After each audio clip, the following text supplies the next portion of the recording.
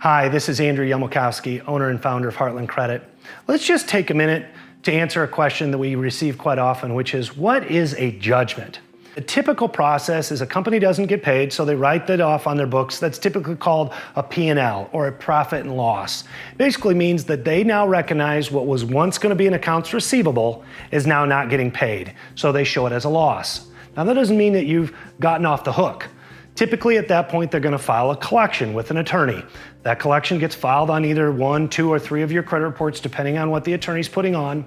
And on larger debts, like a repossession or a second mortgage or medical debts, for example, that collection company has the legal right to potentially go after you in small claims. What's going to happen is you're going to get a notification that you're being taken to court. The first thing you're going to want to do is call our offices to let us know that this is happening, because you don't want to simply avoid those types of pieces of mail or calls.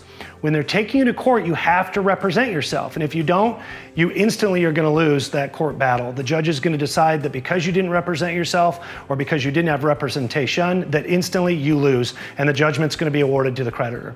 A judgment is frustrating because once a judgment is put on your credit, it's going to stay on there for 10 years.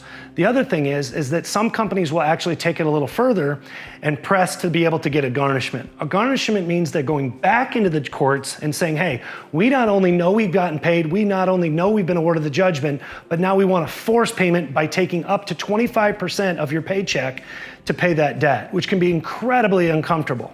So we want to avoid all that, okay? The other thing about judgments that you need to understand is if your idea is to own a home at some day or at some point, all judgments need to be satisfied or paid in full prior to a mortgage loan closing. So this is serious. It's definitely going to be something that's going to affect you. It can affect you for up to 10 years. It can stop you in your tracks. A garnishment can happen. And at Heartland Credit, we can work with you during that entire process in a way that will make it not feel intimidating and help you understand the process, the procedure, and the best way from having that judgment get filed. Thanks. Credit tip from Heartland Credit.